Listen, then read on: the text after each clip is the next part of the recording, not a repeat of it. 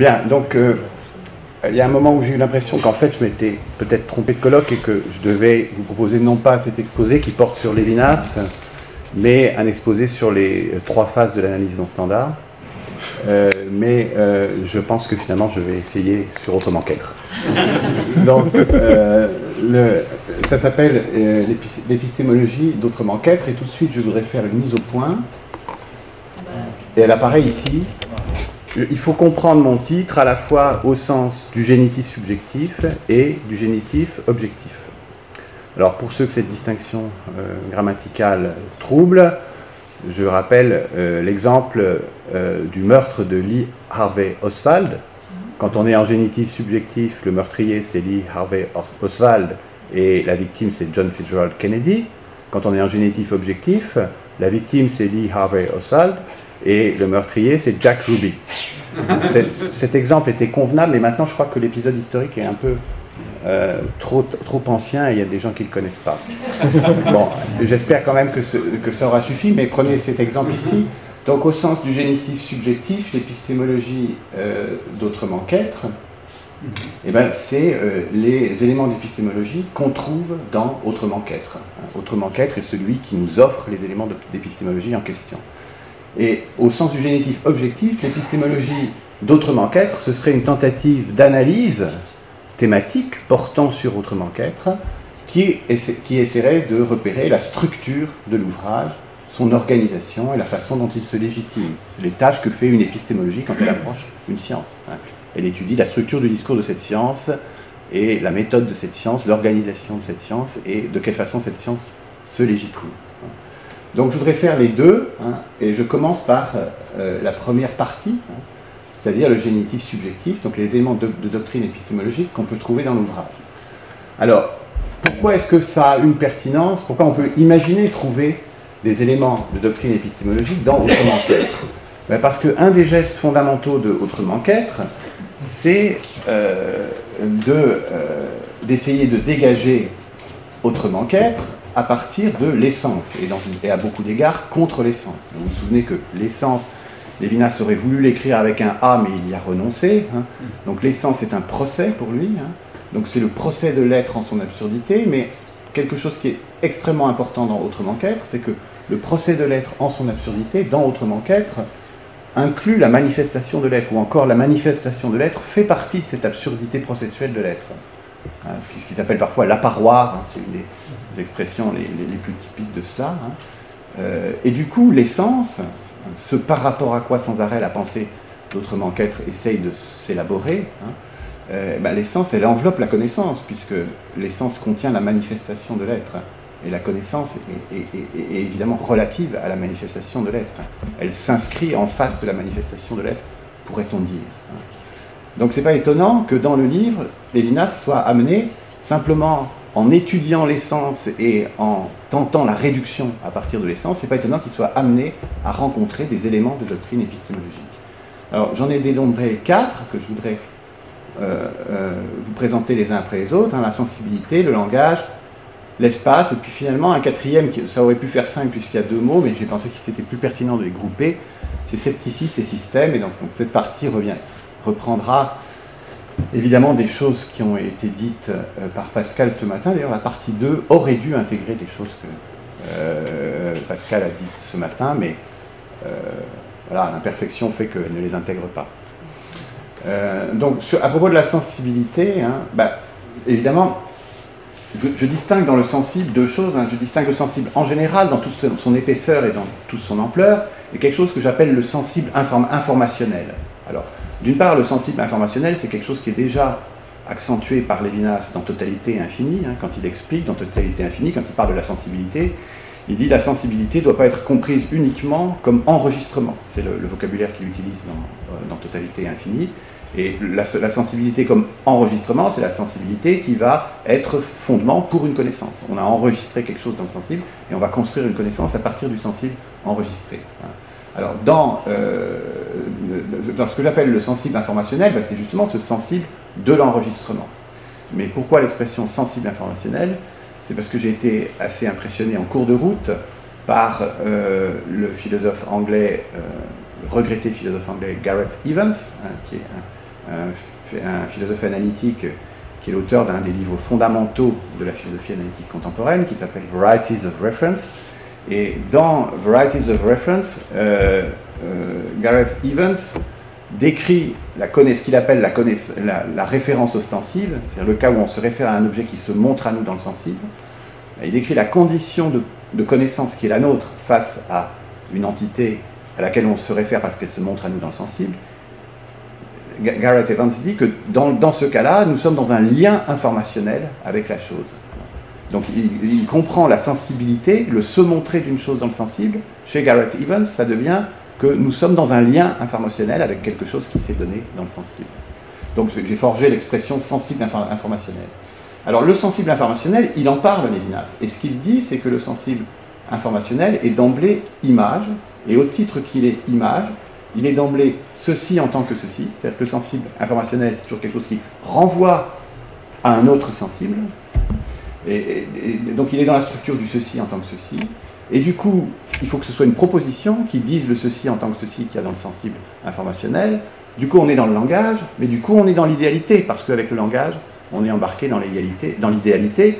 Tous les constituants linguistiques sont des tokens d'un type, donc tout le langage participe par principe de l'idéalité. Donc vous voyez des citations qui expriment ça. L'intuition que l'on oppose au concept est déjà du sensible conceptualisé.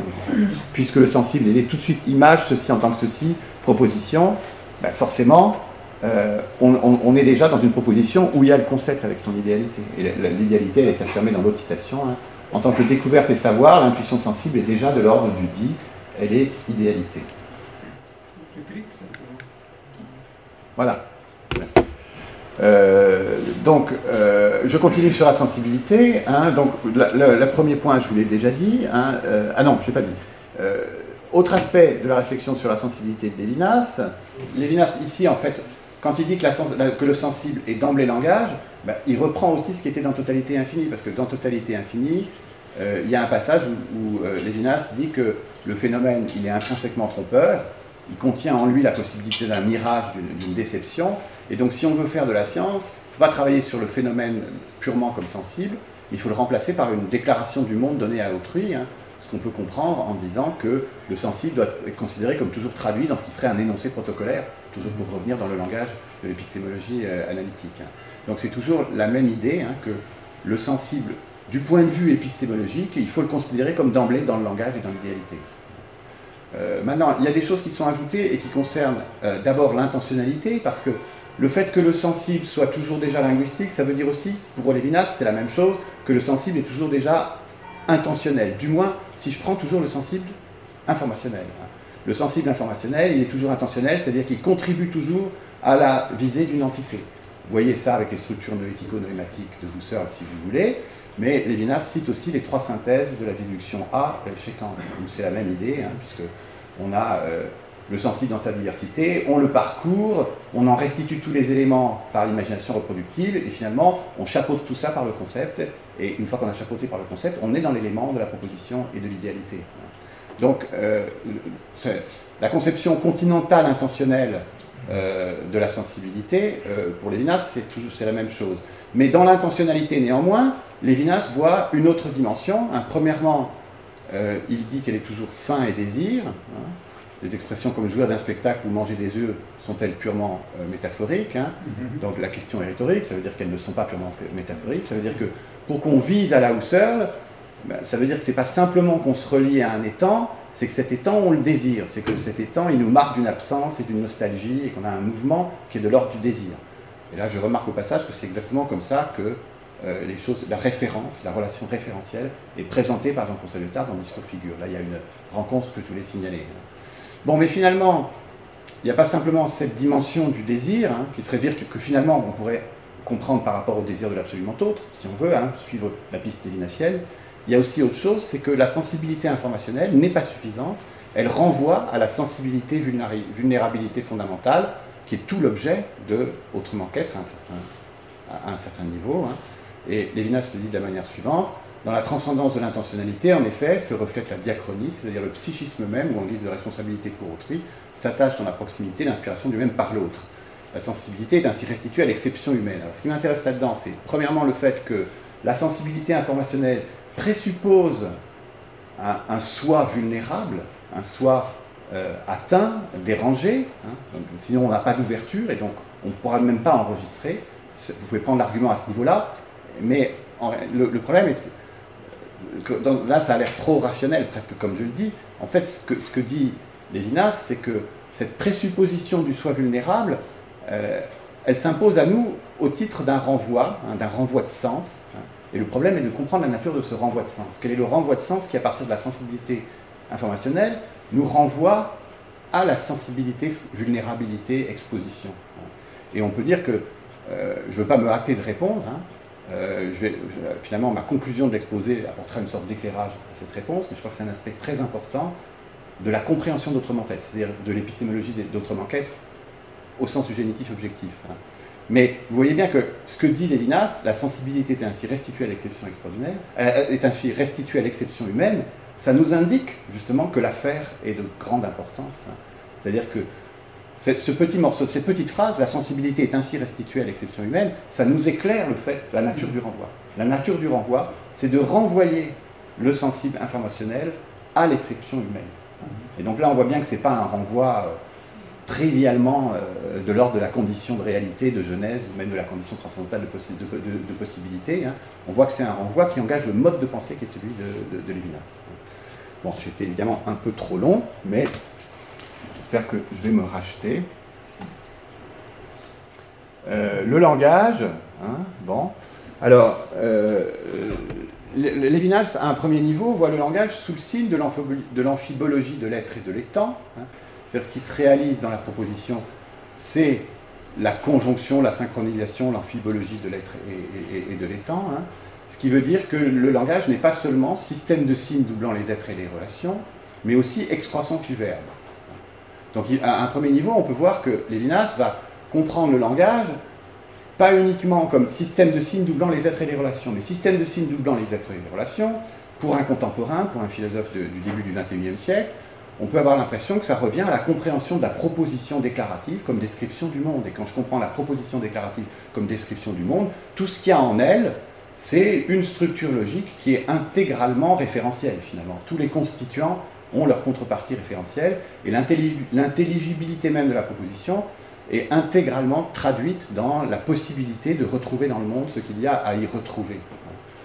Et donc, quand Lévinas ajoute l'excroissance du verbe, le fait que dans la proposition, il y a une temporalisation qui se fait, c'est-à-dire que la proposition ne traduit pas simplement une temporalisation, elle est temporalisante, c'est l'autre citation. Lévinas, donc, se situe dans une vision du langage qui est à l'opposé de la vision simplement logico-référentielle, et toutes les visions qui s'opposent à la vision simplement logico-référentielle du langage, elles mettent en avant la temporalisation.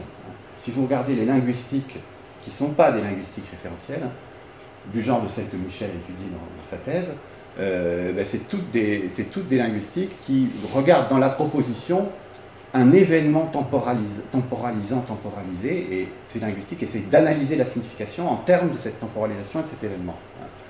Mais en même temps, Lévinas, il ne se contente pas de faire cette critique, parce que si vous voulez, cette critique-là, dire le langage, c'est pas simplement de la référence, c'est aussi de la temporalisation, on pourrait dire que Heidegger dit exactement ça.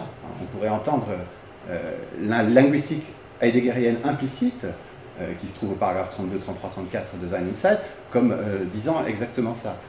Lévinas ajoute autre chose qui est surprenant, qui est décevant pour le romantisme le romantisme et l'âme de midinette du lecteur normal.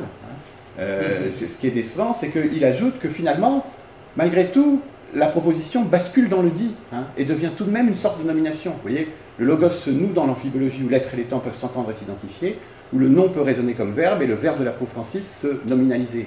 C'est-à-dire le fait qu'on manifeste l'intelligibilité, qu'on accomplisse l'intelligibilité dans la proposition, finalement ça fait retomber y compris cette temporalisation dans quelque chose qui est substantivé par le langage et que le langage nomme. Et donc finalement, à un certain niveau, finalement il n'y a que de la nomination malgré tout. C'est une conséquence du niveau qui s'appelle celui du dit. Non, alors j'ai pas fait bien. Pourquoi? Okay. Bien, donc je passe à l'espace, désolé pour mon PowerPoint déficient. Alors l'espace, première chose à dire, l'espace a une fonction épistémologique essentielle, puisque c'est à travers le fait que les données sensibles sont forcément spatialisées et temporalisées que Kant explique la science newtonienne, c'est-à-dire la physique mathématique. Donc l'espace, c'est un facteur épistémologique qui est reconnu comme central dans une des grandes traditions de l'épistémologie kantienne.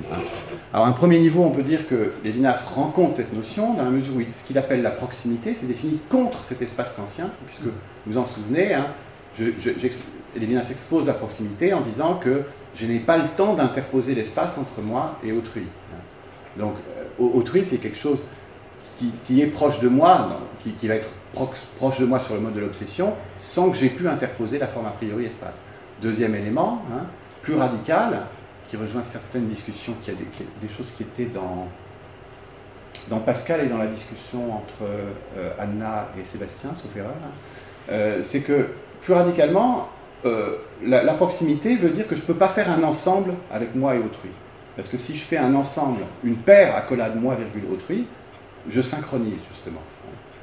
Donc réunis dans le même, rassembler une expérience, comme par l'effet de n'importe quelle autre synthèse de la multiplicité, la proximité a déjà faussé son ambiguïté extraordinaire d'un ensemble rompu par la différence entre les termes, où cependant la différence est non-indifférence et la rupture obsession. Donc il faut voir moi autrui comme un ensemble rompu. Mais en même temps qu'il est rompu, cette rupture n'efface pas la non-indifférence. Donc ça veut dire que toute représentation où on met ensemble moi et autrui dans une scène est mauvaise. Donc c'est encore une manière de refuser ce modèle de l'espace épistémologique à la Kant. Alors, autre occurrence de l'espace dans Autrement qu'est, c'est quelque chose que j'avais déjà signalé dans un ancien article, c'est que Lévinas utilise le langage infinitésimal. Alors, il ne l'utilise pas pour qualifier la proximité, ou du moins pas directement. Normalement, il utilise le langage infinitésimal pour qualifier le statut de la trace. Espace vide de ce qui n'a pas pu s'y recueillir, trace d'un passage qui ne fut jamais présent, possiblement néant, mais dont le surplus sur le néant pur, différence infinitésimale, et donc ma non-indifférence envers le prochain. Alors, oubliez dans un premier temps, et donc ma non-indifférence envers le prochain, et ce qui est dit, c'est que le visage, comme trace, comprenez ça comme trace de l'illéité, si ça clarifie les choses, il est trace de quelque chose qui ne fut jamais présent, mais cette trace est dans un impouvoir total par rapport à l'être, aussi bien que par rapport à l'illé dont elle est la trace, et par conséquent, son surplus qui la rend quand même présente à certains égards, et son surplus par rapport au néant qui la rend quand même présente à certains égards pour moi, est infinitésimal. Donc la trace est là, je dirais, à un degré infinitésimal. Voilà une manière de le dire, mais la fin de la proposition dit que cette différence infinitésimale par rapport au néant pur qui caractérise la trace et ma non-indifférence envers le prochain. Donc on a l'impression que cette espèce d'infinitésimalité du degré de présence de la trace se reporte sur la proximité. Ma non-indifférence envers le prochain, c'est la proximité. Donc la proximité, à travers cette formulation assez compliquée, en un sens, l'infinitésimal qualifie la proximité aussi. Ce qui est logique, l'obsession, c'est assez immédiat de l'envisager de façon infinitésimale. Donc voilà, une utilisation du langage spatial, ou de la conceptualité spatiale, et vous le savez, en fin de compte, Lévinas, pardon, je confonds les auteurs dont je suis familier, Lévinas, en fin de compte, dit qu'avec le tiers, on va passer de la proximité à la contiguïté, c'est-à-dire qu'on n'aura plus cette espèce d'adhérence infinitésimale de la proximité qui se refuse à faire ensemble et qui est opposée à toute scénarisation spatiale épistémologique. On aura finalement le droit de mettre en scène, c'est-à-dire de placer les différents sujets dans une scène et dans un espace, et on aura une métrique et une contiguïté entre ces éléments.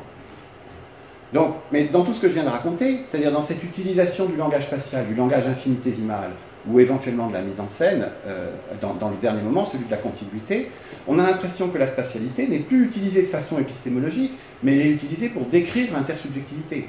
La description de la proximité que j'ai donnée, c'est une tentative de caractériser en concept topologico-spatial la proximité, mais la proximité, disons, c'est un mode de l'intersubjectivité. Et de même, la contiguïté ou la métrique pour le tiers et finalement la pluralité sociale, c'est encore une façon de décrire l'intersubjectivité avec des concepts de type spatial. Donc on a l'impression que l'espace aurait quitté l'ordre épistémologique pour rejoindre uniquement l'ordre intersubjectif et éthico-politique.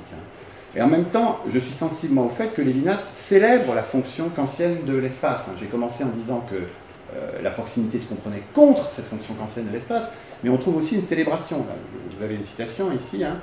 Vous voyez que Lévinas célèbre la fonction kantienne qui invente l'autre que tout étant. Donc Lévinas reconnaît, si j'utilise le langage de Sébastien, un chef-d'œuvre de pensée négative dans l'idée kantienne de forme a priori de l'espace. Hein. Forme subjective de l'intuition, l'espace est pour Kant un mode de la représentation des étangs. Ni attribut d'étang, ni relation entre étangs, non concept, aucunement étant, cet énoncé négatif est un acquis. Donc on a l'impression que Lévinas veut dire que c'est un grand acquis de la pensée, d'avoir, peut-être pour la première fois vraiment avec Kant, pensé l'autre de tout étant. Alors évidemment, il y a des gens qui vont dire que les Grecs l'ont déjà fait, hein, bon, mais je pense que le frisson lévinassien ici, c'est de considérer que Kant l'a fait d'une manière exemplaire, nouvelle et plus forte. Bon. Alors, enfin, voici mon moment deleuzien. Hein. Il y a une dernière occurrence de l'espace dans Autrement qu'elle, du moins dans ce que je l'ai décelé, hein. Pas du tout la prétention que mon parcours soit exhaustif. Hein. C'est la dernière section d'Autrement qu'elle, hein, ce qui s'appelle Au dehors. Dans ce texte très surprenant, hein, Lévinas introduit une catégorie du dehors pour exprimer quelque chose qu'il appelle, c'est son langage même, la déclaustration fondamentale de l'éthique. Et donc il décrit comment, dans l'un pour l'autre, qui est le thème fondamental d'Autrement qu'être, le soi va vers un dehors qui est un dehors radical. Donc le mouvement de l'un pour l'autre réalise une déclaustration qui est la déclaustration radicale. Moi je ne peux pas m'empêcher d'entendre ce déclaustration en résonance avec le de l'évasion, parce que la déclaustration c'était déjà l'enjeu de l'évasion. Bon. Et j'ai découvert avec une certaine surprise que les formulations lévinassiennes à cet endroit-là ont une espèce de sonorité deleuzienne, vous voyez. Et sans doute avant elles, l'ouverture de l'espace signifie-t-elle le dehors où rien ne couvre rien, la non-protection, l'envers du repli, le sans-domicile, le non-monde, la non-habitation, l'étalement sans sécurité. Et encore plus deleuzien ensuite, exposition à l'ouverture du visage, qui est le plus loin encore de la déclaustration du soi-même, de la déclaustration qui n'est pas l'être au monde, un peu plus loin, une respiration profonde jusqu'au souffle coupé par le vent de l'altérité. Et moi, il me semblait toujours que le frisson qui fait qu'il y a des milliards de Deleuziens dans le monde entier, hein, et qui fait que quand on lit Deleuze, on est pris d'un vertige et d'un enthousiasme quand on aborde cet auteur, moi c'est au moins la maladie que j'ai contractée dans le passé, je pense que le frisson en question, c'est le frisson du vent du large. On se dit, voilà un auteur qui nous donne l'ouverture, qui est le philosophe de l'ouverture, qui nous donne une ouverture qui est celle du vent du large, et puis là on a une émotion énorme, l'émotion du vent du large. Alors, pour expliquer ça, quelquefois j'utilise des références littéraires pour donner chair à ça. Alors par exemple il y a la meilleure que j'ai, c'est du Mauriac. Alors évidemment c'est complètement ratatiné par rapport à l'ouverture deleuzienne, mais dans un roman de Mauriac, il y a le héros qui a l'impression qu'il va se passer quelque chose dans sa vie, et il rêve, il dit mourir à cette vie recluse. L'accès au vent du large, c'est l'idée qu'on va mourir à toutes nos clôtures, à toutes les étroitesses, à toutes les canalisations, etc.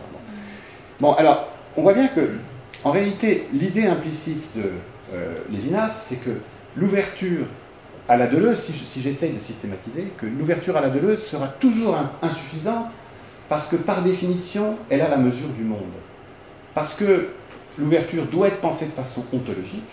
Toutes les figures de l'ouverture, elles ont toujours la mesure du monde. Et par exemple, Lévinas, dans la logique de ce passage, dirait que le chaos a la mesure du monde. Et si on veut une ouverture qui ouvre plus loin que le monde, et donc on a le vrai vent du large, le vent de l'altérité, il faut la déclaustration éthique. C'est ça l'intervention philosophique lévinassienne, elle consiste à dire ça. Donc en bilan, vous voyez, il y a trois usages de l'espace. Hein. Il y a l'espace dans sa fonction épistémologique qui est reconnu par Lévinas, et même salué. Il y a l'espace interprétant l'intersubjectif éthico-politique, c'est le raisonnement sur la proximité et la contiguïté. Et puis il y a cet espace que j'appelle l'espace de l'ultra-métaphysique, c'est-à-dire la catégorie, une des catégories qui nous fait saisir ce dont il retourne dans Autrement qu'être, c'est celle du dehors, donc encore une notion spatiale. Scepticisme et système, hein, donc la dernière coordonnée. Hein. Alors, Lévinas évoque de manière récurrente l'éternel retour du scepticisme. On a eu donc l'exposé de Pascal notamment qui parlait de ça. Et à mon avis, le scepticisme est à comprendre, et c'est explicite chez Pascal d'ailleurs, hein, par rapport au système qui est une figure de l'essence. Et c'est là que je rejoins l'exposé de Sébastien aussi, avec cette citation, hein, vous voyez. C'est-à-dire que l'idée que l'essence, donc, c'est la manifestation. Par conséquent, l'essence inclut la connaissance. Mais donc l'essence, elle inclut l'advenir de l'intelligibilité dans la connaissance. Et l'advenir de l'intelligibilité dans la connaissance, Lévinas le conçoit de façon systématique. Et donc vous voyez, la paroi de l'être ne se sépare pas d'une certaine conjonction d'éléments en structure, d'un arrimage des structures dans lesquelles l'être mène son train, de leur simultanéité, c'est-à-dire de leur coprésence. Le présent, le temps privilégié de la vérité de l'être en vérité, et la contemporanéité elle-même et la manifestation de l'être et représentation. Donc vous voyez, si on lit la citation jusqu'au bout, on voit que la prise dans une structure, c'est le phénomène de l'intelligibilité, c'est le fait de l'intelligibilité, et ça va jusqu'à la représentation. La manifestation se prend dans une structure, et cette structure, elle est intégrée à ma représentation. Je me représente la structure, c'est le fait de la connaissance, mais c'est intégré au procès de l'essence. C'est ça l'idée de Lévinas. Et alors, à mon avis, le système tel qu'il le conçoit, Lévinas, je reviens sur ce que disait Sébastien, hein, je suis d'accord avec Sébastien que c'est celui des mathématiques. Il y a des cas où on a l'impression que, et c'est à peu près explicite, que cette figure de l'intelligibilité du système se faisant structure, les mathématiques en sont le parangon ou le prototype, mais quelquefois aussi, c'est le structuralisme qui est la mode scientifico-épistémologique ambiante au moment où Lévinas écrit, mais pour Lévinas, c'est le même. Hein. À nouveau, chez Lyotard, c'est pareil. Dans les écrits de cette époque, il y a tendance à confondre le structuralisme et le système au sens logico-mathématique. Alors pour les gens qui s'intéressent à cette question, c'est tout un débat, parce que le structuralisme de l'époque a revendiqué le parrainage de la structure logico-mathématique, mais bon, beaucoup de gens qui réfléchissent, d'épistémologues qui réfléchissent sur cette question, estiment que c'était à mauvais droit, hein, et qu'en fait, c'est pas la même structure, finalement. Mais enfin, ça, c'est pas notre propos aujourd'hui. Donc, alors, j'avance à nouveau. Alors, le scepticisme, il vient à chaque fois contester un tel système. Et ce qui est surprenant à un premier niveau, parce qu'au fond, le scepticisme, c'est la doctrine comme quoi on ne peut rien connaître.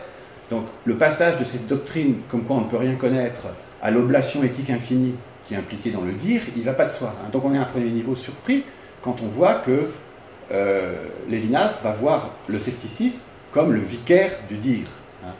Donc, première citation, le scepticisme conteste donc la thèse selon laquelle entre le dire et le dit se répète la relation qui rattache dans la synchronie condition à conditionné, comme si au scepticisme était sensible la différence entre mon exposition sans réserve à l'autre, qu'est le dire, et l'exposition ou l'énoncé du dit dans son équilibre ou sa justice. Donc la première partie, c'est le scepticisme vient contre la synchronie, et la deuxième partie, du coup, il est du côté du dire. Je simplifie grossièrement. Et ensuite, nouvelle citation, le discours sceptique qui énonce la rupture ou l'échec ou l'impuissance ou l'impossibilité du discours se contredirait si le dire et le dit n'étaient que corrélatifs, si la signifiance de la proximité, la signification su et dite pouvaient entrer dans un ordre commun. Pascal avait une meilleure signification que ça encore, hein, mais de toute façon, moi je vais essayer de clarifier la chose comme j'ai besoin de me la clarifier pour moi-même, pour comprendre. Hein. Ce à quoi Lévinas fait référence, c'est évidemment le fait que le scepticisme, il renaît malgré l'argument terrible que lancent contre lui les gardiens et les champions de la rationalité, qui est l'argument de la self-réfutation, hein, l'auto-réfutation. Et je vous en donne un exemple.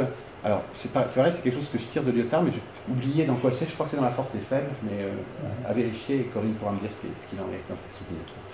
Donc, Platon réfute le scepticisme en disant le sceptique, c'est quelqu'un qui vient devant moi et qui dit toute représentation est fausse, mais naturellement, si toute représentation est fausse, cette proposition en particulier énonce quelque chose de faux, et donc le scepticisme s'est autodétruit. Donc cette réfutation platonicienne, c'est le prototype de toutes les réfutations du scepticisme. Et ce que dit Lévinas, c'est que pour que cette réfutation puisse opérer, il faut en réalité replier le dire sur le dit. Hein. Il faut accepter une synchronie dans laquelle le dire comme acte de langage, là, est toujours réinclus dans le dit. Et donc la clause, la clause s'applique à elle-même.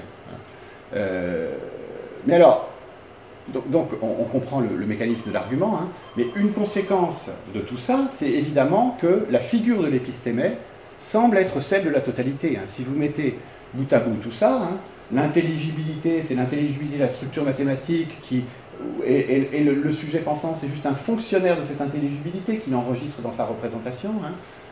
Ça efface le sujet. Les textes de Lévinas, dans les mêmes passages, il insiste sur le fait que cet apparoir se faisant structure, il inclut et il efface le sujet. Hein. Donc c'est la totalité.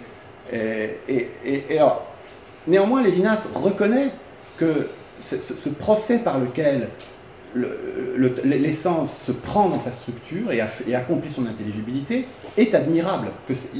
Lévinas, toujours en même temps, reconnaît que c'est l'intelligibilité admirable comme telle. Hein.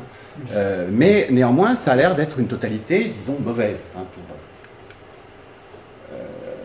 bon, alors en même temps, il y a toujours cette citation, ce passage qui était aussi dans le handout de Yves, dans mon souvenir, hein, où au moment où le tiers intervient, hein, d'abord, on a l'impression quand on relit le passage sur le tiers, hein, du dire au dit ou de la sagesse du désir, on a l'impression que le but de ce passage, c'est autant la justice que la raison. Hein, parce qu'avant d'entrer dans le passage, Lévinas dit il faut donner une légitimité à la science, à la raison, au logos. Hein. Pourquoi science, pourquoi problème, pourquoi philosophie, hein. Et dans le premier temps, quand le tiers est là, ce qui surgit, c'est la question, et c'est une question qui semble être une question de connaissance. Hein. Qu'en est-il de la relation de l'un avec l'autre, hein. Donc on a l'impression que ce à quoi Lévinas a voulu ouvrir la porte, c'est à la connaissance autant que à la justice. Et quand il présente la connaissance, on a l'impression qu'il la présente dans une figure assez largement positive. Hein. Vous voyez, l'entrée du tiers, c'est le fait même de la conscience, du rassemblement en être, et à la fois dans l'être, l'heure de la suspension de l'être en possibilité, la finitude de l'essence accessible à l'abstraction du concept, à la mémoire rassemblant l'absence en la présence, la réduction de l'être au possible et la substitution des possibles, la comparaison des incomparables, thématisation du même à partir de la relation avec l'autre, à partir de la proximité et l'immédiateté du dire antérieur au problème, alors que l'identification du connaître par elle-même absorbe tout autre. Alors, vous voyez, la fin rappelle la mauvaise figure de la connaissance totalité absorbante, mais tout ce qu'il y a avant, ça dit que ce savoir qui revient par la porte du tiers, ben, il est capable de thématiser l'autre sans l'inclure, il est capable de comparer l'incomparable, et même à l'égard de l'être, il est dans une position de réduction de l'être au possible, c'est-à-dire qu'il n'est pas inclus dans l'être et obéissant à sa loi, il est en retrait et supputant les possibles de l'être. Donc on a l'impression qu'à ce moment-là, il y a une présentation de l'épistémé, disons, qui est maximalement positive. Mais pourtant, on sait bien que pour Lévinas, si le savoir est laissé à lui-même, il va tomber dans le tort, qui est le tort fondamental, qui est formulé dans la même section, hein, du dire au dit ou la sagesse du désir, qui est le tort de gravité autour de soi-même. Et donc, si on laisse tourner le savoir, il va ronronner, s'autosatisfaire, et c'est le retour à l'Ilia. Et comme on le sait, ce que dit Lévinas, c'est que la seule restitution du sens, finalement, hein, l'intelligibilité, si elle retourne à l'Ilia, c'est l'absurde. Donc ce qui était l'admirable intelligibilité, c'est-à-dire la réussite du sens, si on laisse ronronner, ça va retourner à l'Ilia, c'est-à-dire à l'absurde. Et ce qui sauve le sens, c'est la subjectivité éthique qui prend sur elle-même la responsabilité de toute totalité, de la totalité la plus large, pour autrui. Et bon, et Lévinas maintient que le scepticisme en est le héros. Hein. Donc le scepticisme est, à mon avis, compris comme ce qui a toujours su que la totalité était dangereuse, finalement. Alors, épistémologie de la démarche d'autrement qu'être. Bon, je vais essayer d'aller assez vite.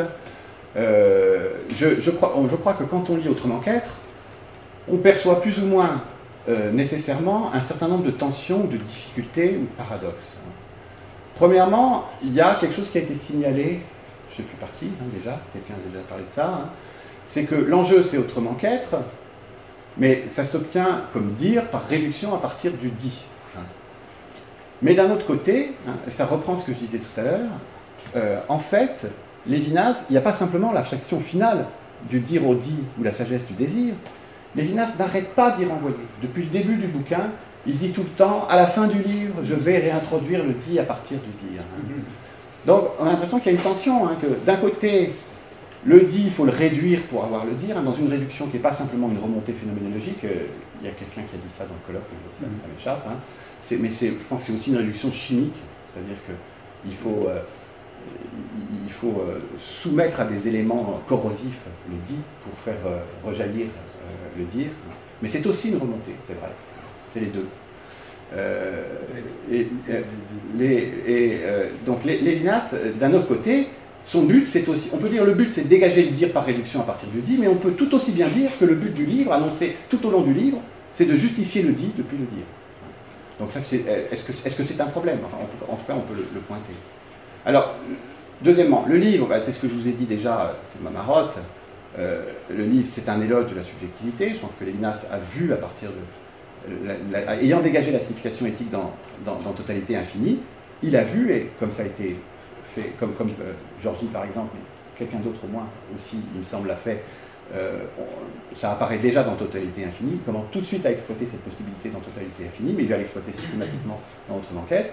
Il voit très bien que si on a la signification éthique, on peut concevoir une nouvelle subjectivité, une nouvelle signification de la subjectivité totalement différente, qui est la signification de la subjectivité comme subjectivité éthique, et qui est pour Lévinas l'accomplissement maximal du plus humain de l'homme, qui est recherché depuis de l'évasion, en fait, et qui est obtenu par étapes successives. Il y a des étapes successives du plus humain de l'homme qui se présentent dans l'œuvre de Lévinas. Mais donc, on va dire, le livre, c'est évidemment l'éloge de ça, et c'est difficile de dire le contraire. Presque tout le livre se passe à ça, à décrire cette espèce de folle capacité de l'un pour l'autre, quelque chose comme ça. Donc évidemment, l'éloge de la subjectivité, c'est le centre du livre, mais en même temps, vu la section finale, qui est quand même, on a tous relu le texte, hein, et le Dudi-Rudi ou la sagesse du désir, c'est un texte incroyablement magistral et souverain. Hein. C'est long, et le discours, on a l'impression que Lévinas s'installe dans son discours à cet endroit-là, que c'est là qu'il fait proclamer avec la plus grande véhémence la musique qu'il avait en tête. Hein. Donc non seulement ce passage est solennel et on sent qu'il a un poids qui pourrait être égal à celui de tout le livre, mais en plus il est annoncé tout au long du livre. Et comme dans ce passage se révèle une figure positive de la théoria, à la limite on est tenté par l'idée de dire que le livre c'est un éloge de la théoria. Vous voyez, pourquoi pas. Bon.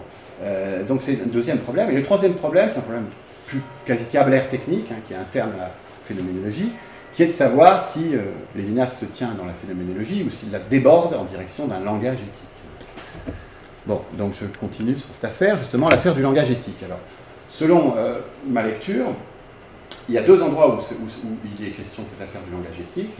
D'abord dans Proximité Infinie, hein, vous voyez, mes pages sont tout le temps dans l'édition de poche. J'étais culpabilisé en venant ici d'avoir fait comme ça, mais j'ai l'impression que tout le monde a fait ça. Parce que normalement, la coutume philosophique, c'est qu'on devrait se référer aux éditions originales, si je peux comprendre, pour avoir l'air plus érudit et plus savant que les autres. Hein, bon. Bon, c'est agréable, j'ai dérogé par rapport à cette exigence, mais le fait que tout le monde ait fait pareil, ça me conforte beaucoup. Donc, il y a deux passages, la proximité infinie, hein, page 148-150, et la communication, page 188-193.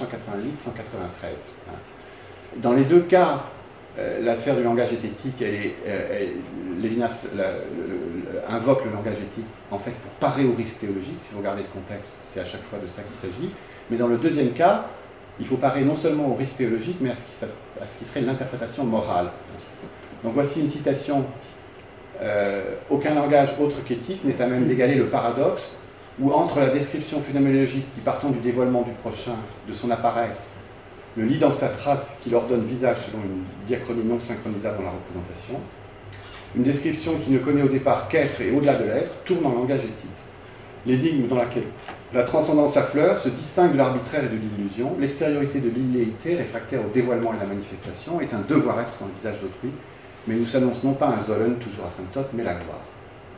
Bon, alors je pense que, en fait, ce que disent en bilan ces passages, c'est que le langage éthique s'ajoute à la phénoménologie du visage. Et en réalité, si on fait la phénoménologie du visage, à un premier niveau, il y a deux dangers. C'est d'une part de compléter cette phénoménologie du visage en projetant des contenus moraux, en disant le visage, c'est pas seulement le visage, mais c'est aussi par-dessus le marché comme une propriété supplémentaire, celui par rapport auquel j'ai telle et telle obligation morale que je vais définir dans une théorie morale externe.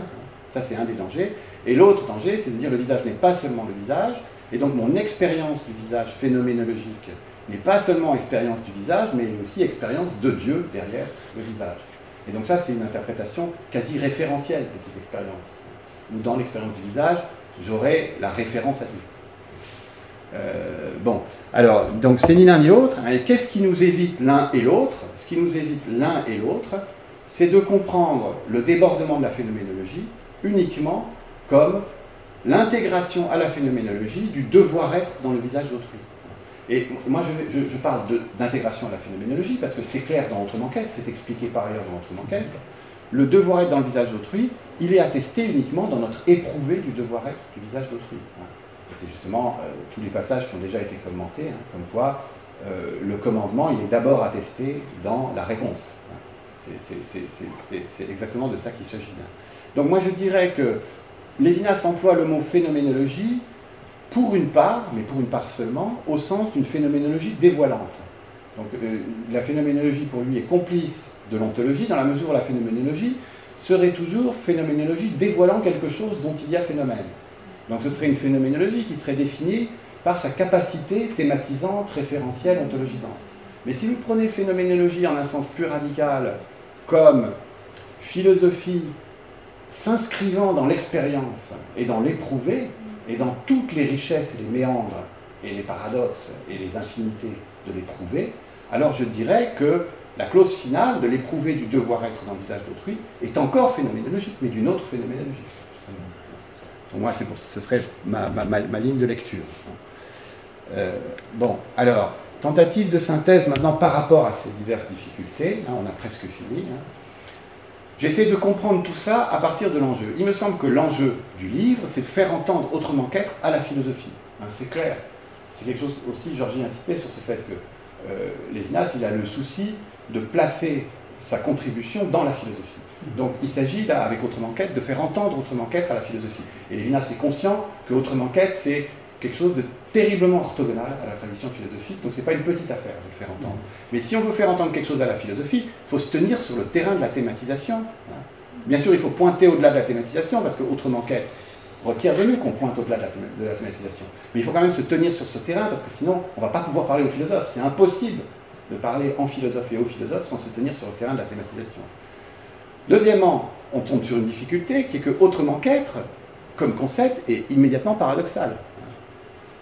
Autrement qu'être, une fois que j'ai dit autrement qu'être, là mon interlocuteur va me dire, bah, tu veux parler de l'autrement qu'être, et l'autrement qu'être, ça y est, c'est une expression nominale, donc c'est quelque chose, donc c'est de l'être. Et on a l'impression que le langage nous piégera toujours là-dedans. Donc la seule argumentation possible est phénoménologique. Si je m'en tiens à une argumentation logico-métaphysique, je suis foutu avec mon histoire d'autrement qu'être. Point C, la méthode B, donc la méthode phénoménologique, réussit l'enjeu A, c'est-à-dire faire entendre autrement qu'être à la philosophie, en raison du passage au langage éthique. C'est ce que je disais à l'instant, c'est-à-dire en élargissant la phénoménologie à une phénoménologie de l'éprouvé qui n'est plus tenue à être dévoilante. Maintenant, point D, hein, l'enjeu A, toujours celui de faire entendre autrement qu'être à la philosophie, oblige à se tenir sur le terrain de la thématisation, je l'ai dit, d'où la voie de la réduction. Puisqu'on est sur le terrain de la thématisation, on va partir du dit, et on va travailler par réduction à partir du dit. Donc tout le côté réduction du dit vers le dire se déduit du projet général qui a été formulé en A. Et cette réduction, elle dégage le plus humain de l'homme, je vous rappelle les termes, sensibilité, proximité, jouissance, l'un pour l'autre, etc. D'où l'éloge de la subjectivité que je désignais comme une des façons de décrire le livre. Point E. Mais le sens de ce renvoi du dit au dire, c'est-à-dire le sens de ce renvoi qu'opère la réduction, il est finalement éclairé, c'est ça mon hypothèse, hein, par la justification du dit par le dire. La justification du dit par le dire, elle me dit que l'attitude du logos, de la raison, de la science, de la pensée, de l'évaluation, de la comparaison, elle est commandée depuis l'intrigue éthique et depuis le dire. C'est bien, c'est exactement ce qu'explique Lévinas, c'est ce que plusieurs ont déjà commenté. C'est-à-dire que je n'ai pas à sortir de la signification éthique où je me trouve engagé en tant que dire pour accéder à l'ordre du dit. Au contraire, j'y suis commandé par l'entrée du tiers. Donc finalement, le dire n'est pas le présupposé ou la condition transcendantale du dit. C'est à ça qu'il faut arriver. C'est que le dire, ce n'est pas ce qui est métaphysiquement, nécessairement, logiquement posé en amont du dit, ce n'est pas non plus la condition transcendantale de tout ce qui se déploie dans le dit. Le dire, c'est ce qui mande le dit. Et donc, a posteriori, tout ce qu'a fait la réduction, c'est à nous reconduire à l'injonction qui nous mande. On habite la thématisation, mais on l'habite en répondant à une injonction qui nous mande et qui est celle de la justice, justement. Du coup, en ce sens-là, il y a célébration du logos aussi. Mais il n'est pas question d'oublier son danger. Merci.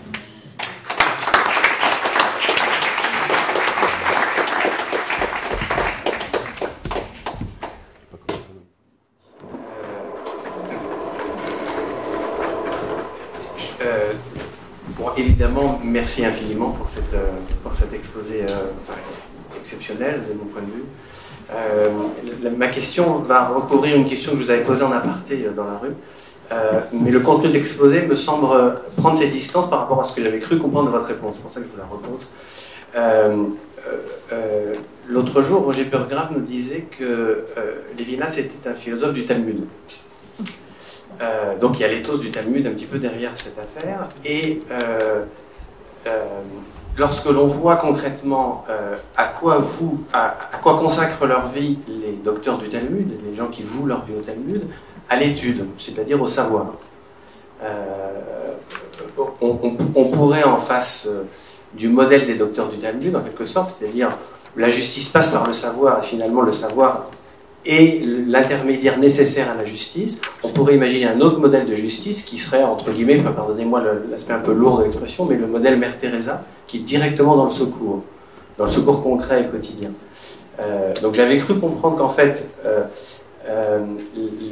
l'approche de Lévinas n'était pas totalement dans la célébration du savoir, à entendre la réponse que vous m'aviez faite l'autre jour. Et en recevant cette présentation aujourd'hui, j'ai quand même l'impression que le savoir est quand même le lieu incontournable et indispensable de la justice. Ce qui nous ramène au Talmud. Donc voilà, j'aimerais votre avis là-dessus.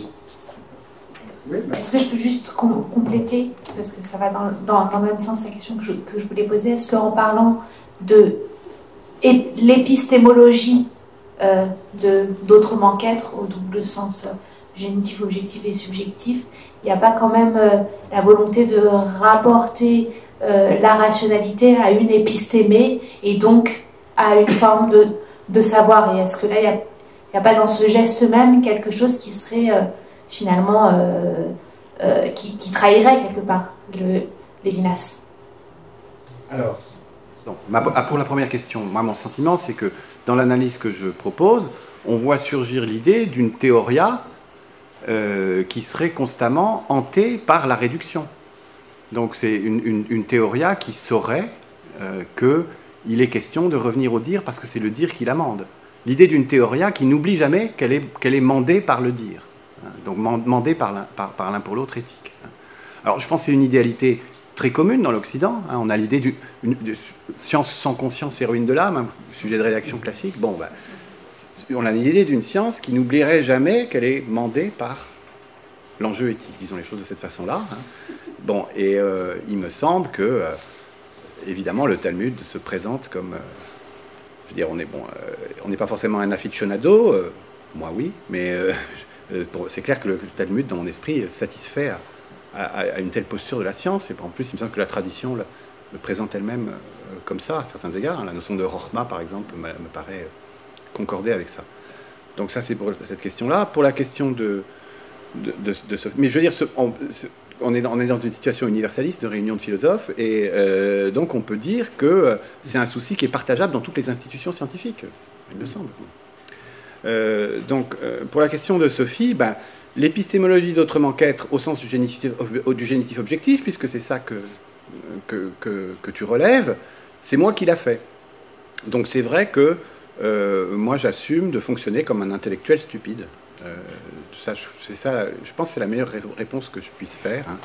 C'est-à-dire que je considère que... Mais en même temps, je peux toujours me justifier avec la même idée. J'estime que c'est ce qui m'est demandé en tant qu'intellectuel.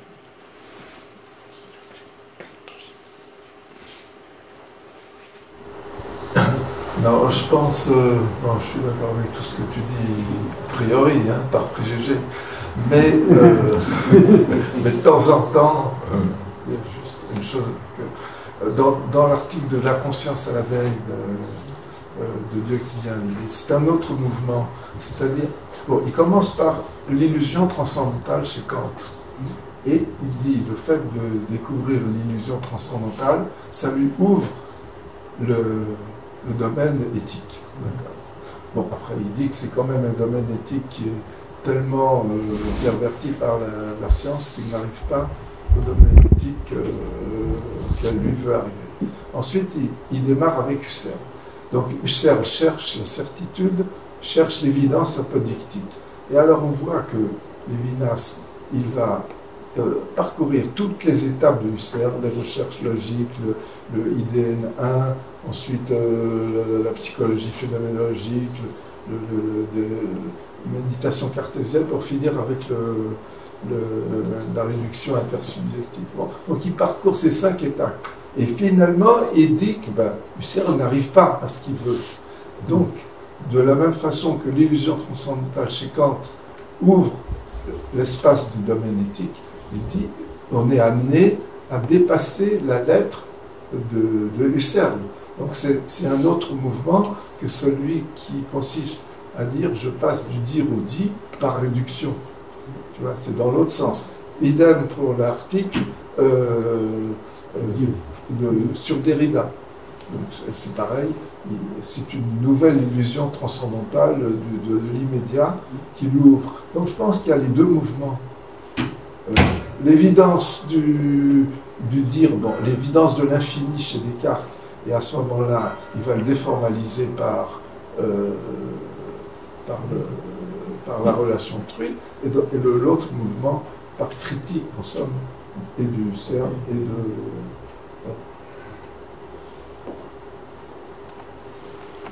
Oui, je reconnais ce que tu nous as expliqué dans ta conférence, hein, et dont on avait parlé par ailleurs. Et donc ça, moi, ce que je classerais ça, c'est comme une autre manière de se placer sur le terrain de la philosophie. Là, ce que j'ai décrit, moi, dans Autrement qu'être, c'est une façon de se placer sur le terrain de la philosophie où on essaye d'exposer son idée maîtresse directement, selon les règles et les méthodes de la philosophie. Mais maintenant... Lévinas a une deuxième façon de faire, qui est la façon histoire de la philosophie, qui ne serait pas possible en philosophie. S'il était un philosophe analytique, il n'aurait pas droit à cette manière. Hein. Mais comme il est un philosophe continental, il peut exposer l'idée soit directement, par élaboration conceptuelle et construction conceptuelle, soit en montrant comment elle se place par rapport aux tentatives intérieures de la tradition. Et effectivement, c'est ce qu'il fait dans ces autres cas. C'est pour Corinne, alors. Corinne. On prendra encore une question. C'est-à-dire celle de Corinne? Non, après. Ah d'accord. Merci pour tout ça, Jean-Michel. C'est une question plus générale et qui peut-être rejoint celle de Sophie, qui est, je dirais, presque méthodologique, ta méthodologie. C'est-à-dire que tu as fait quelque chose qui est un pointage systématique de tout ce qui a trait à l'épistémologie objective et subjective de Lévinas, qui est parfaitement éclairante, de ce point de vue extrêmement précieuse, mais dans une sorte de succession des points. Et d'une certaine façon, tu as fait la même chose l'année dernière sur Deleuze-Lyotard, c'est-à-dire tu as fait une succession de points sur toutes les occurrences de la science dans les deux textes. Alors, je ne sais pas si c'est PowerPoint qui fait la chose. Moi, j'ai une espèce de frustration dans cette espèce de discontinuité successive de l'exposé. Et au fond, au moment où Sophie te pose la question, je ne crois pas que ce soit réducteur, mais je veux dire, c'est une manière de dire qu'au fond, ce qu'on attendrait, et qui ne vient pas, après ou l'exposé sur Deleuze-Lyotard ou celui-ci, c'est pourquoi est-il aussi essentiel, pas simplement parce qu'on est bêtement un intellectuel, que le savoir soit repéré dans chacune de ces philosophies comme ce qui n'a pas été oublié, contrairement à ce que la tradition a l'air de penser, croyant que Deleuze et Lyotard se moquent de la science ou que Lévinas... Ouais.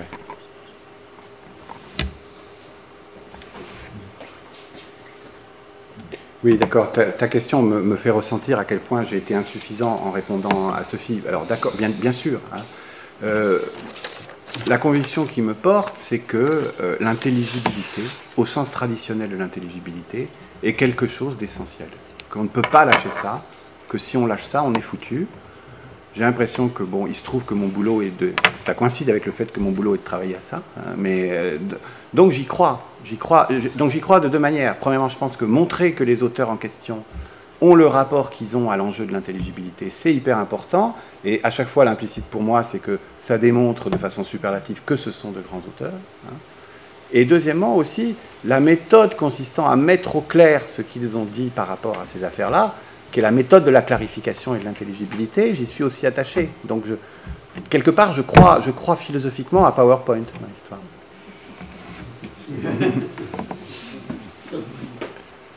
Dernière question. En russe.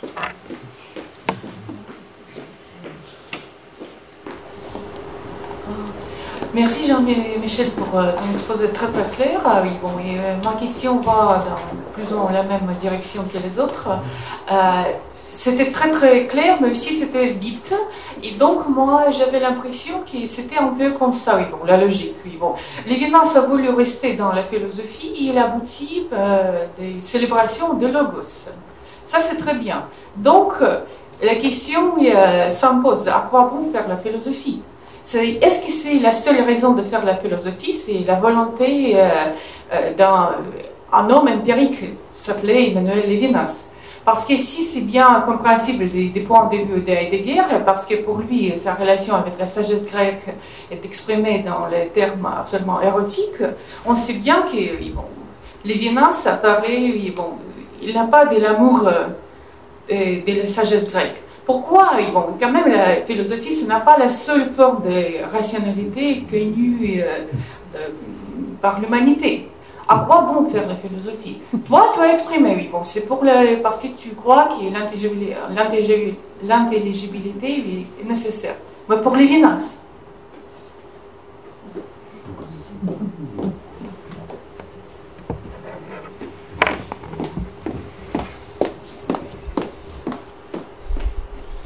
Bon, bah, je suis étonné que tu poses la question parce que, justement, Autrement qu'être donne la réponse lévinassienne. On est obligé de faire l'intelligibilité, et pas simplement celle de la philosophie, celle de toute la science.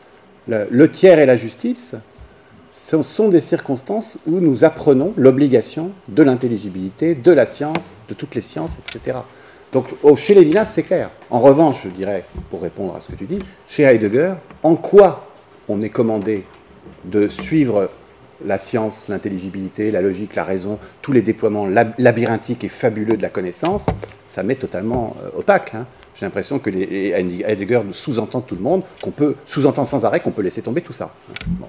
Donc c'est une des raisons qui fait que la préférence est nette pour moi entre les deux. Maintenant, j'ajouterais que, de mon point de vue personnel, il y a un ethos de la vérité qui est présenté dans Partage du sens et qui est une des grandes dimensions du sens. Et donc, la vie humaine sans sens, je ne suis pas tenté. Voilà.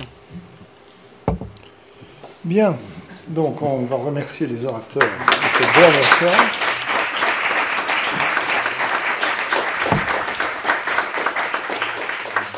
Nous sommes presque...